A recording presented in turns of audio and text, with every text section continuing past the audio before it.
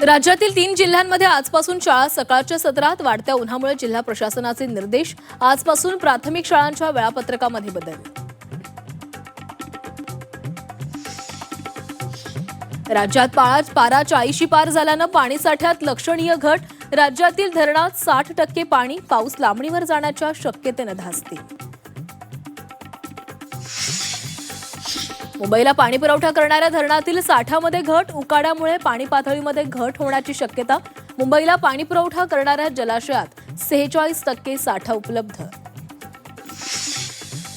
युद्धामुळे भारतात गॅस टंचाईचं संकट तीव्र. सिलेंडरच्या टंचाईमुळे मुंबईतील रेस्टॉरंटमध्ये चुलीवर जेवण बनवण्याची वेळ.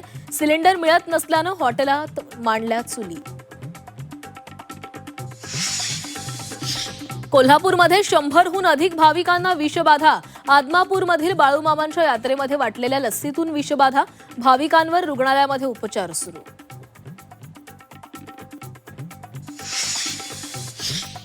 रायगडच्या कलिंगड उत्पादकांना युद्धाचा फटका. निर्यात ठप्प झाल्यानं शेतकरी अडचणीत. स्थानिक बाजारात कलिंगडला कवडीमोल भाव. राज ठाकरेंच्या निवासस्थानी मनसेची आज बैठक. गुढीपाडवा मेळाव्यांबाबत शिवतीर्थवर नियोजन होणार असल्याची माहिती. राजकारणासाठी कोणती नवी धोरणं अवलंबणार याकडे लक्ष.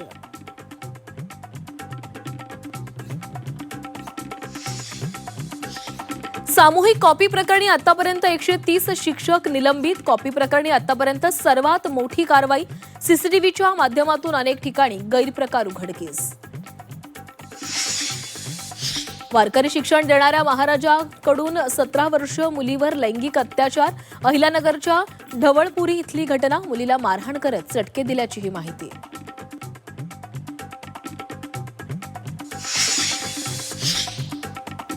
युद्धामुळे अमेरिकेमध्ये अस्वस्थता वाढल्यानं ट्रम्प यांची राजकीय कोंडी. अमेरिकेमध्ये महागाईमुळे सरकार विरोधात रोष.